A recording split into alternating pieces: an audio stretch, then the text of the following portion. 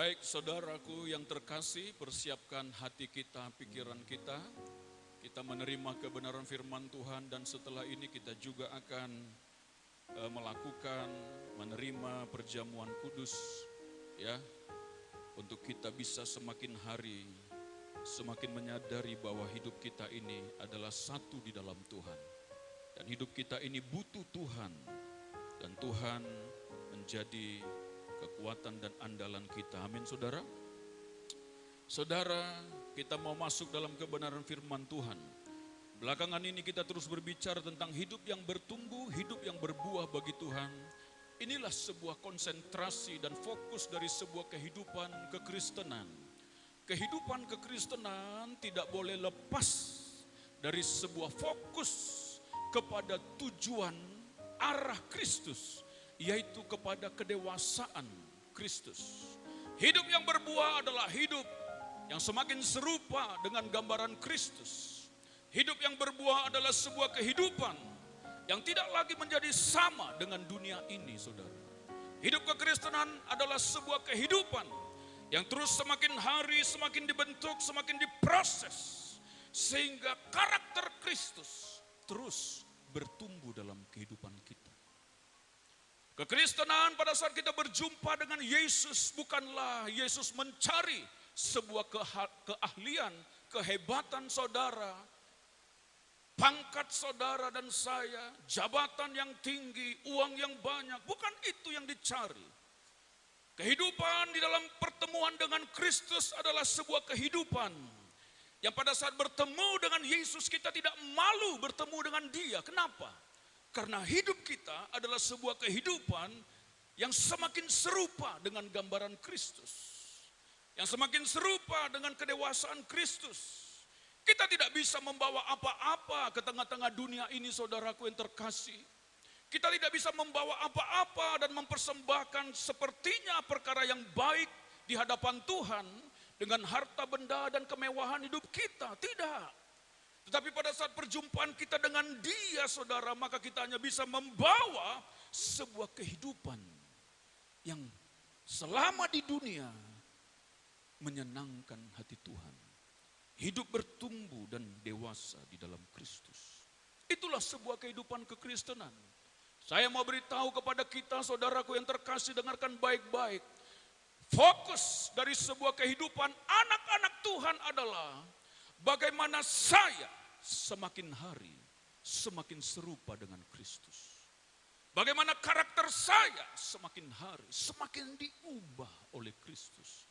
Bagaimana saya berkomitmen menekan ego dan semakin hari semakin menyenangkan hati Tuhan. Itulah kekristenan. Kekristenan yang dicari Tuhan bukan sebuah kehebatan pelayanan kita. Bukan keahlian dalam hidup kita. Tapi kekristenan yang dicari Tuhan adalah sebuah kehidupan yang berfokus. Apakah saya semakin hari semakin menyenangkan Tuhan? Apakah saya semakin hari semakin serupa dengan Kristus? Atau malah sebaliknya, ada sebagai anak Tuhan tetapi berkarakter seperti orang dunia? Tidak boleh begitu. Amin saudara. Loh, ini tidur atau ada kehidupan di sini? Jangan tegang dong. Kita mau menikmati perjamuan Tuhan. Amin. Amin gempar. Efesus pasal 4 ayat 11 sampai dengan ayat 15. Mari kita baca bersama-sama. Efesus pasal 4 ayat 11 sampai dengan ayat 15.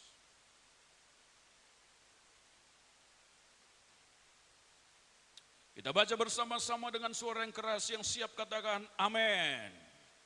Belum semua. Efesus 4 ayat 11 sampai dengan ayat 15. Yang siap katakan puji Tuhan. 1, 2, 3. Dan ialah yang memberikan baik rasul-rasul maupun nabi-nabi, baik pemberita-pemberita Injil maupun gembala-gembala dan pengajar-pengajar, untuk memperlengkapi orang-orang kudus bagi pekerjaan pelayanan, bagi pembangunan tubuh Kristus. Ayat 13, sampai kita semua telah mencapai kesatuan iman dan pengetahuan yang benar tentang anak Allah kedewasaan penuh, dan tingkat pertumbuhan yang sesuai dengan kepenuhan Kristus. 14, sehingga kita bukan lagi anak-anak yang diombang-ambingkan oleh rupa-rupa angin pengajaran, oleh permainan palsu manusia dalam kelicikan mereka yang menyesatkan, tetapi dengan teguh berpegang kepada kebenaran. Di dalam kasih kita bertumbuh di dalam segala hal ke arah Dia, Kristus, yang adalah kepala. Yang percaya katakan amin. Saudara yang terkasih, firman Tuhan jelas memperlihatkan kepada kita bahwa gereja harus bertumbuh dalam kesatuan iman, mencapai pengetahuan yang benar, dan tingkat kedewasaan yang penuh di dalam Kristus, menuju ke arah keserupaan dengan Kristus yang adalah kepala gereja. Jadi sekali lagi saya mau sampaikan kepada kita saudaraku yang terkasih bahwa kehidupan kekristenan harus berfokus kepada apakah saya terus bertumbuh ke dalam kedewasaan Kristus yang penuh, apakah saya terus memiliki pengetahuan yang benar tentang kebenaran firman Tuhan, apakah saya terus menuju dalam pencapaian iman yang teguh dalam kehidupan saya, atau saya menjadi seorang Kristen yang sepertinya rohani tetapi hatinya sudah menjauh dari Tuhan. Kita tidak boleh begitu. Tapi kita harus mengarah kepada kedewasaan Kristus. Tuhanlah yang memberikan baik nabi-nabi, pemberita-pemberita Injil, gembala-gembala, pengajar-pengajar. Untuk apa? Untuk memperlengkapi jemaat Tuhan, yaitu saudara dan saya, untuk bertumbuh dalam kedewasaan Kristus. Diajar kebenaran, digembalakan, diayomi, dirawat, didoakan sungguh-sungguh, bahkan rela berpuasa untuk jemaat Tuhan saudara. Dan memberitakan firman Tuhan, menegur sebagai seorang hamba Tuhan, nabi saudara yang berbicara, apabila ada dosa maka dosa harus disingkirkan. Itulah gereja, sehingga umat Tuhan terus tertuju kepada Kristus. Hari-hari ini saudara, ada banyak anak-anak Tuhan hanya berbicara tentang berkat, tentang berkat, tentang berkat, tentang berkat, tentang sukses, bagaimana saya sukses dan berbahagia. Dia hanya berfokus ke situ, dia tidak berfokus kepada arah keserupaan dengan Kristus. Salah.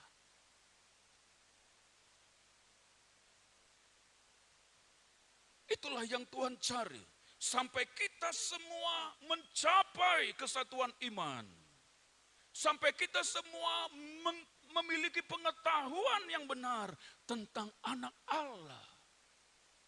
Sampai kita semua mencapai kedewasaan penuh. Yang hari demi hari terus dibentuk. Yang hari demi hari terus diproses. Sehingga kita bukan lagi anak-anak yang gampang diombang-ambingkan oleh dunia ini. Oleh rupa-rupa angin pengajaran. Bahkan permainan palsu manusia. Dalam kelicikan mereka yang menyesatkan, kata firman Tuhan. Ngeri saudara. Kalau kita tidak berjaga-jaga saudara, penyesatan bahkan dimulai dari orang-orang, anak-anak yang katanya dia anak Tuhan dari gereja Tuhan. Sudah berbicara bahwa kalau kau ikut Yesus, kau pasti akan diberkati, kau pasti akan sukses, kau pasti, hanya itu yang dikumandangkan.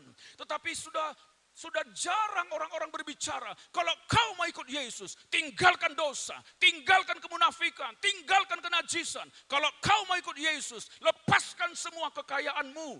Artinya tidak boleh ada yang mengikat engkau lebih daripada Tuhan. Apakah itu dikumandangkan hari-hari ini? Apakah orang hanya mencari kesembuhan dan mujizat-mujizat? Dan wow, luar biasa berjalan, terpelanting. Wow, sepertinya itulah Tuhan segala-galanya. Tapi lupa mengarah kepada sebuah kehidupan yang dulu saya pemarah. Tapi semakin hari saya semakin lambat untuk marah. Dulu saya cepat curiga. Tapi semakin hari saya semakin menghargai orang dan tidak cepat curiga. Dulu saya cepat mengembek, artinya menyaluk. Tapi semakin hari rasanya saya mudah mengampuni orang. Itulah tingkat kedewasaan. Amin saudara. Itulah kekristenan. Itulah yang dicari oleh Tuhan saudara. Sehingga kita tidak terombang-ambing dengan angin-angin pengajaran saudara. Coba saudara diperhatikan di Afrika saudara, pertumbuhan luar biasa. Tetapi juga saudara, orang-orang melayani, katanya saudara, ada pendeta-pendeta yang melayani dengan ilmu-ilmu kegelapan. Pak, tumbang saudara. Bahkan kesembuhan yang didramatisir. Karena orang suka mencari yang begitu hari-hari ini. Mereka lupa bahwa kehidupan kekristenan adalah kehidupan yang mengarah kepada kedewasaan Kristus. Karakter yang terus berbuah bagi Tuhan. Jangan tinggal lagi dalam kekanak-kanakan. Karena hidup yang berbuah adalah hidup yang dewasa. Bukan anak-anak. Pada saat Yesus datang ke dunia, saudara, digambarkan dengan pernikahan anak domba. Pernikahan adalah orang dewasa dengan orang dewasa. Pernikahan bukan orang dewasa dengan anak-anak saudara. Pernikahan adalah orang dewasa yang penuh dengan pola pikir kebenaran. Maka terjadilah sebuah pertemuan dan keindahan di dalamnya saudara. Tapi anak-anak dalam kekristenan, kekanak-kanakan, atau keduniawian tidak siap untuk menikah. Inilah yang harus kita persiapkan. Yesus segera datang. Kita harus tahu bagaimana tingkat pertumbuhan saya. Saya harus kejar hari demi hari. Saya tidak boleh lagi tinggal dalam sifat kekanak-kanakan. Mari kita membaca 1 Korintus 13 ayat 11.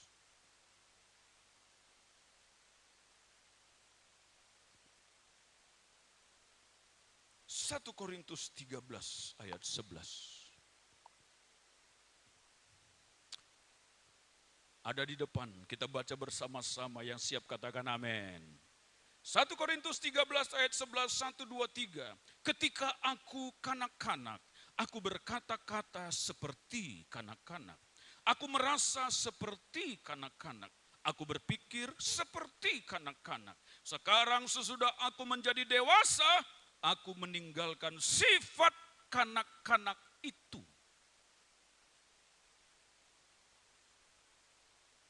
Firman Tuhan memperlihatkan kepada kita bahwa dulu ketika aku kanak-kanak, aku berkata-kata seperti kanak-kanak.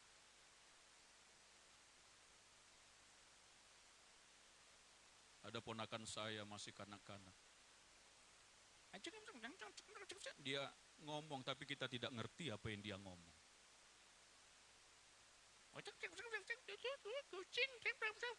Entah apa dia bilang. Karena masih kanak-kanak. Cara berpikirnya juga cara berpikir anak-anak. Tetapi pada saat menuju tingkat kedewasaan, menjadi dewasa, maka aku, kata firman Tuhan, meninggalkan sifat kekanak-kanakan itu. Yang tidak dewasa itu. Aku harus berbuah dong, aku harus bertumbuh di dalam Tuhan, aku harus semakin serupa dengan gambaran Kristus. 1 Korintus 14 ayat 20. Apa katanya saudara? 1 Korintus 14 ayat 20. Ya, kita baca bersama-sama 1, 2, 3. Saudara-saudara, janganlah seperti anak-anak dalam pemikiranmu. Jadilah anak-anak dalam kejahatan, tetapi orang dewasa dalam pemikiranmu. Percaya katakan, amin. Ya, firman Tuhan berkata, jangan sama seperti anak-anak dalam pemikiran, dalam pola pikirmu. Engkau orang yang dewasa, engkau anak Tuhan, saya anak Tuhan, kita anak Tuhan. Berpikirlah seperti orang-orang yang mengenal atau menjadi pribadi, yang mengerti pemikiran Kristus dalam kehidupan kita. Jadilah anak-anak dalam kejahatan, tetapi dewasa di dalam pemikiran. Anak-anak itu enggak bisa berbuat apa-apa yang jauh lebih besar saudara. Dia hanya senang bermain. Coba nanti perhatikan setelah kita ibadah, dia lari ke depan, dia tidak tahu dia bisa jatuh, naik ke atas saudara. Dia tidak berpikir bahwa dia itu bisa jatuh. Kadang-kadang berdiri di atas meja saudara, menginjak meja yang adalah kaca. Dia tidak ngerti bahwa pada saat dia injak itu bisa pecah. Tapi kita yang dewasa, jangan, nanti bisa pecah. Katanya, dia hanya bisa begitu. Kenapa? Karena dia masih anak-anak dalam pola pikir. Di dalam kekristenan juga demikian saudara. Kita harus menjadi anak-anak dalam kejahatan. Artinya kita tidak mengerti apa itu kejahatan. Kita tidak tahu berbuat apa itu yang jahat lagi. Karena kita adalah anak Tuhan saudara. Kita mengerti bahwa saya adalah hamba Tuhan. Kita mengerti bahwa saya adalah pribadi yang harus semakin serupa dalam Kristus. Dan menghidupi kebenaran firman Tuhan. Sehingga pola pikir hari demi hari terus berubah. Itulah kedewasaan saudara. Kedewasaan tidak diukur dari seberapa usia saudara. Tapi kedewasaan diukur bagaimana saudara dan saya bertanggung jawab tentang hidup kekristenan ini. Saudara bisa dipercaya, kita bisa dipercaya bahwa hal yang utama dalam kehidupan saya adalah tanggung jawab bahwa saya harus bertumbuh dalam kedewasaan Kristus. Amin saudara. Tinggalkan sifat kekanak-kanakan itu. Gambaran kekanak-kanakan adalah manusia duniawi. Manusia duniawi. Apa kata firman Tuhan 1 Korintus 3 ayat 1 sampai 3? Mari kita membaca 1 Korintus 3 ayat 1 sampai 3. Terus siapkan hati berdoa, terima firman, nanti kita akan perjamuan kudus saudara. Tuhan ada di tengah-tengah kita, amin. Tuhan melihat hati, Tuhan tidak melihat tampilan kita. 1 Korintus 3 ayat 1 sampai dengan ayat 3. Yang siap katakan amin.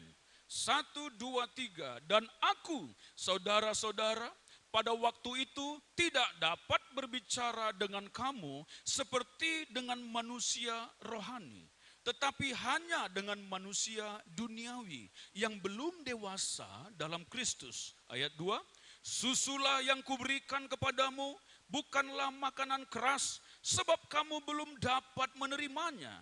Dan sekarang pun kamu belum dapat menerimanya. Ayat 3. Karena kamu masih manusia duniawi.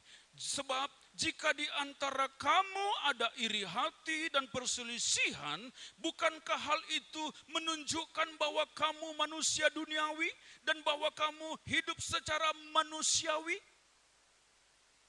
Firman Tuhan. Sifat kekanak-kanakan adalah sebuah sifat yang sama dengan keduniawian. Sifat kekanak-kanakan adalah sebuah sifat yang dipenuhi dengan kepentingan diri sendiri. Sifat kekanak-kanakan adalah sebuah sifat yang dipenuhi dengan iri hati dan perselisihan, bahkan kebencian. Itu sifat kekanak-kanakan. Itulah sebabnya firman Tuhan berkata, jangan kamu tinggal lagi dalam kekanak-kanakan yang tidak dewasa di dalam Kristus, saudara. Susu yang kuberikan kepadamu bukan makanan keras. Anak-anak hanya memerlukan susu, mimima, susu. Hanya itu saja yang dia inginkan, saudara. Tapi kalau dikasih makanan keras, mencret, sakit perut, dia tidak mampu menahannya, menerimanya. Kenapa? Karena anak-anak. Tapi orang-orang dewasa adalah makanannya bukan lagi makanan yang lembek-lembek, saudara. Tapi makanan keras. Dia dituntut untuk lebih kuat lagi. Dia dituntut untuk terus bertumbuh. Dia dituntut untuk bisa menerima makanan yang keras untuk pertumbuhannya.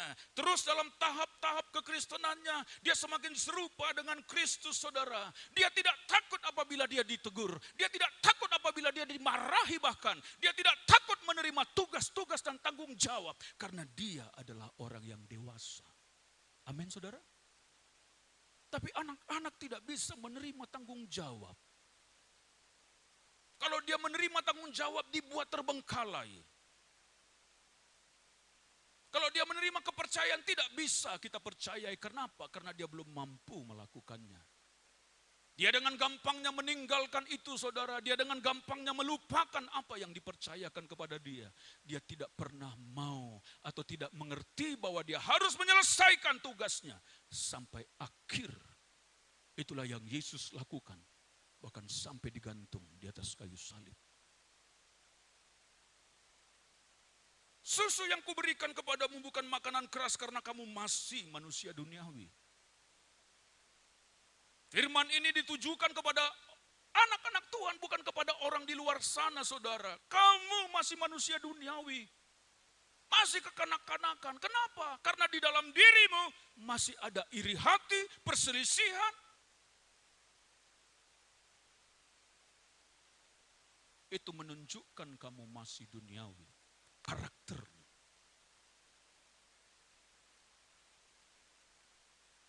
Tidak boleh. Amin, saudara.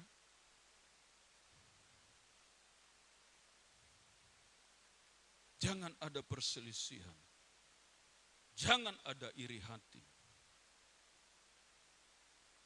Disitulah proses bagaimana saya bisa menahan amarah saya pada saat saya merasa tidak dihargai. Disitulah proses di mana saya menahan ego saya, bahkan belajar untuk mengampuni. Mengampuni suami, mengampuni istri, mengampuni orang tua, mengampuni anak-anak, mengampuni dalam kakak adik persaudaraan, mengampuni semua orang. Amin, saudara. Itu yang dituntut dari kita dalam sebagai anak-anak Tuhan. Saling mengasihi. Jangan ada lagi iri hati, jangan ada lagi perselisihan karena itu menunjukkan dirimu atau diri saya kalau masih seperti itu, masih duniawi.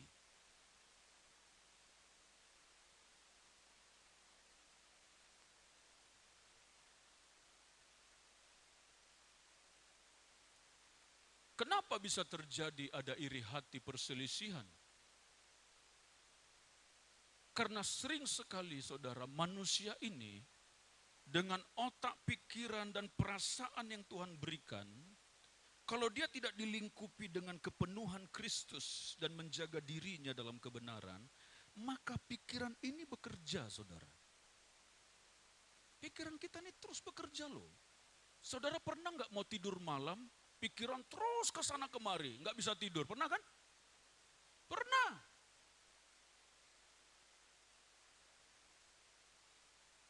Kemarin malam saya nggak bisa tidur. Pikiran saya berkecamuk sana sini. Mau saya paksa tidur, aduh terus dia melayang. Tuhan tolong saya, tenang pikiranku dalam nama Yesus. Tapi terus ke sana kemari. Pikiran ini, saudara, kalau dia tidak bertemu dengan kelegaannya, dengan kebenarannya, maka dia akan terus ke sana kemari. Nah, disitulah timbul, saudara, yang namanya asumsi atau prasangka dalam masalah saudara. Mungkin terhadap orang lain, mungkin terhadap pekerjaan, mungkin terhadap suami, mungkin terhadap istri, mungkin terhadap anak-anak atau orang tua, mungkin terhadap hal-hal yang lain. Ini terus berkecamuk, saudara. Tapi kalau kita tidak belajar menekannya, kalau kita tidak belajar meletakkan percaya kita kepada Yesus, kalau kita tidak belajar untuk menjadi dewasa, lalu menekan semua ego dan pemikiran kita, maka kita akan timbul sebuah pemikiran yang salah dalam memikirkan sesuatu, salah dalam mengambil keputusan. Kalau menyangkut orang lain maka berselisih dengan orang lain, menyangkut bos maka berselisih dengan bos di atas, menyangkut keuangan berselisih dengan orang lain terhadap keuangan. Banyak perkara. Kenapa ada suami istri yang cekcok setiap hari tidak karuan? Karena masing-masing masih mempertahankan egonya.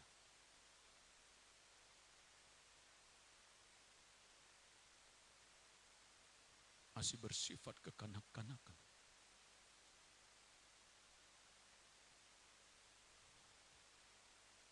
Itu yang dicari Tuhan, saudara. Saya merenungkan sesuatu. Asumsi dan prasangka itu bisa memberi kesempatan kepada iblis di tengah-tengah keluarga rumah tangga kita. Saya bisa diganggu oleh iblis. Kenapa istri saya ini tidak pulang-pulang sampai jam segini? Kenapa suami saya ini tidak pulang-pulang sampai jam segini? Berpikir, lalu berasumsi, lalu berprasangka. Yang kedua, perselisihan iri hati terjadi, sifat kekanak-kanakan karena asumsi prasangka yang dipertahankan menjadi sepertinya kebenaran. Kalau asumsi prasangka yang menjadi kebenaran bagi dirinya yang tidak pernah dikomunikasikan, maka itu dianggap kebenaran.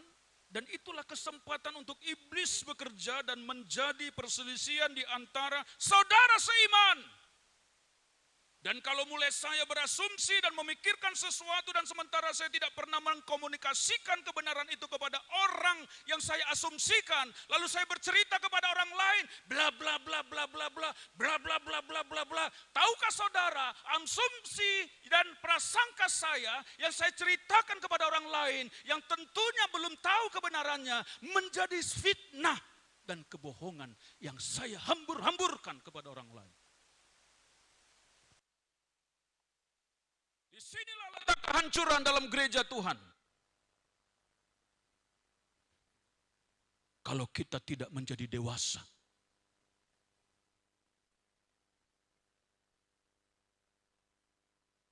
Orang lain yang mendengar, akhirnya dia terbawa. Orang yang menabur kebencian, dia sedang menabur virus kepada seseorang. Orang yang tadinya tidak kena, saudara, menjadi kena. Saudara harus berhati-hati.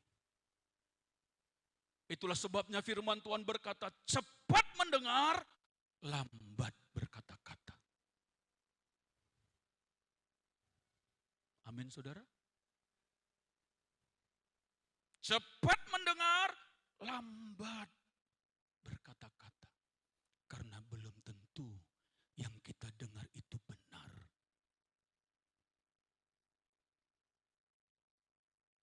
Saya pernah tidak menjaga sesuatu dalam hidup saya pada saat saya mendengar orang bercerita tentang seorang hamba Tuhan yang saya kenal. Saya tidak tahu kebenarannya apa. Tapi pada saat saya bertemu dengan dia, hati saya mulai lain melihat dia. Saya agak menjauh dan tidak mau menyalaminya. Karena kenapa? Karena saya menerima sesuatu yang belum tentu tahu kebenarannya. Inilah yang harus kita jaga sebagai anak-anak Tuhan. Menjadi dewasa, bertumbuh, berbuah, itulah yang dicari Tuhan. Bukan sesuatu kehebatan kita dalam berbicara, dalam menyampaikan sesuatu, dalam berkata-kata, bahwa kehebatan kita dalam keahlian. Tidak bro, Tuhan tidak cari itu. Tuhan hanya cari sebuah sikap hati yang rendah, Yang kalau dia apa-apain, dia tahu Tuhan beserta dia. Apalagi di dunia pelayanan seperti ini, saudara. Iblis mau coba mengacau. Memberikan sesuatu rasa tidak enak. Kalau saya mengikuti perkara itu dalam diri saya tidak pernah bisa berdiri hingga saat ini. Berkali-kali saya harus belajar minta maaf kepada orang lain yang sebenarnya saya tidak merasa ada kesalahan saya di situ.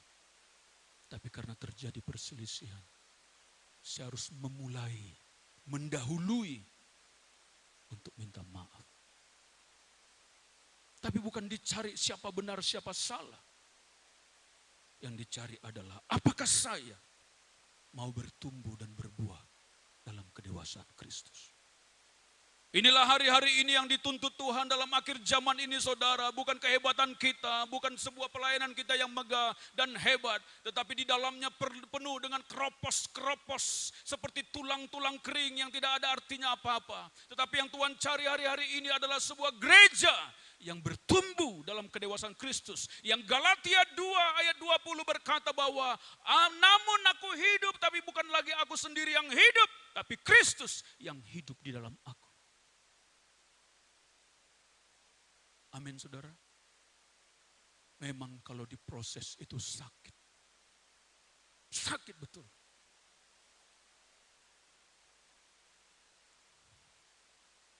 Kenapa emas, perak, permata harganya mahal? Karena dia proses di dalam sana.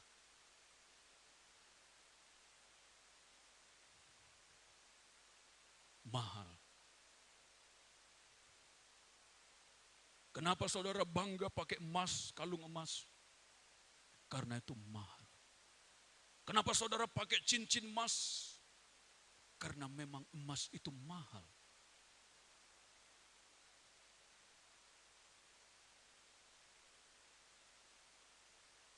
Tapi pernahkah saudara bangga memakai cincin buatan kayu ulin?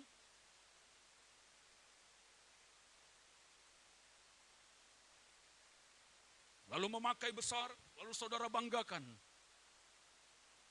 Apa cincin kamu itu? Kayu ulin. Aduh, kamu pakai kayu ulin.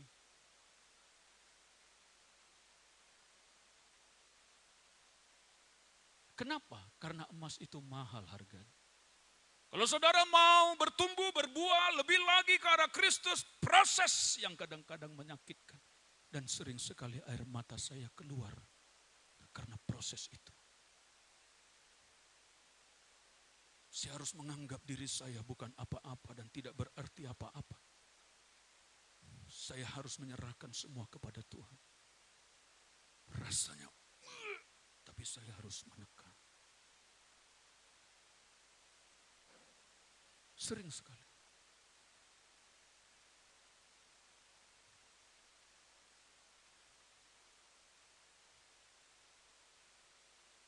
Kita siap diproses, amin. Siap diproses, amin.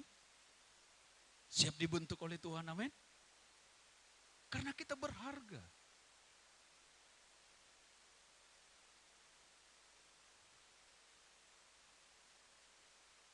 Kita baca ayat terakhir yuk.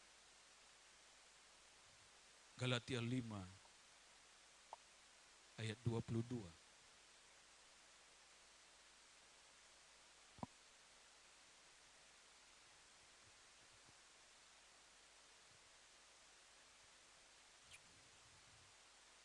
Siapkan hati, terima firman Tuhan dan kita akan menerima perjamuan kudus Tuhan. Galatia 5 ayat 22 sampai dengan ayat 23. Yang siap katakan amin. 1, 2, 3. Tetapi buah roh ialah kasih, sukacita, damai sejahtera, kesabaran, kemurahan, kebaikan, kesetiaan, kelemah lembutan, penguasaan diri. Tidak ada hukum yang menentang hal-hal itu. Itulah buah roh. Tidak ada hukum yang menentang hal-hal itu. Apa itu buah roh? Buah roh ialah karakter Kristus. Buah roh adalah kedewasaan Kristus yang digambarkan dengan kasih, Digambarkan dengan sukacita, damai sejahtera, sabar dalam menghadapi semuanya saudara. Murah hati, kebaikan, setia. Setia kepada Tuhan, setia kepada gereja Tuhan, setia kepada pasangan. Tidak terjadi perselingkuhan. Amin, gempar. Baik kepada saudara seiman terutama, juga kepada orang lain. Dek, saya mau beritahu begini. Pembentukan kita pertama-tama di rumah kita loh. Dengarkan. Kalau saya tidak bersedia dibentuk, diproses lewat istri saya dalam rumah tangga kami, maka saya akan terus begitu. Kemudian saya bergaul dengan saudara seiman dalam gereja, rumah Tuhan, keluarga Tuhan. Ego saya, sifat saya bawa ke rumah Tuhan. Perselisihan terjadi. Karena saya tidak mau dibentuk, diproses. Saya bawa lagi ke tempat kerjaan saya bawa ke dunia lain, saudara. Dunia lain apa? Ke tempat lain maksudnya. Ya pekerjaan, bukan dunia lain. Maka di situ pun saya akan mengalami proses. Itulah sebabnya pembentukan kita pertama-tama dalam rumah kita loh. Bagaimana saya kepada orang tua kalau belum berkeluarga. Bagaimana saya kalau sudah berkeluarga terhadap istri atau istri terhadap suami. Itu proses semua deh. Belajar membangun komunikasi yang baik. Sehingga saya bisa berkomunikasi dengan baik dengan istri dan anak-anak. Sehingga meningkat lagi dalam rumah Tuhan. Sehingga saya bisa berkomunikasi dengan saudara saya seiman. Dengan bapak rohani saya dengan baik. Ya, amin saudara. Kita mau terima perjamuan Tuhan, amin. Siapkan hati kita saudara. Ya, silakan berikan hati yang mau dibentuk oleh Tuhan, diproses oleh Tuhan, semakin bertumbuh, semakin dewasa, minta kepada Tuhan saudara, hati yang lemah lembut untuk menerima mungkin teguran Tuhan, mungkin saudara pengetahuan firman, supaya kita terus bertumbuh dalam Tuhan.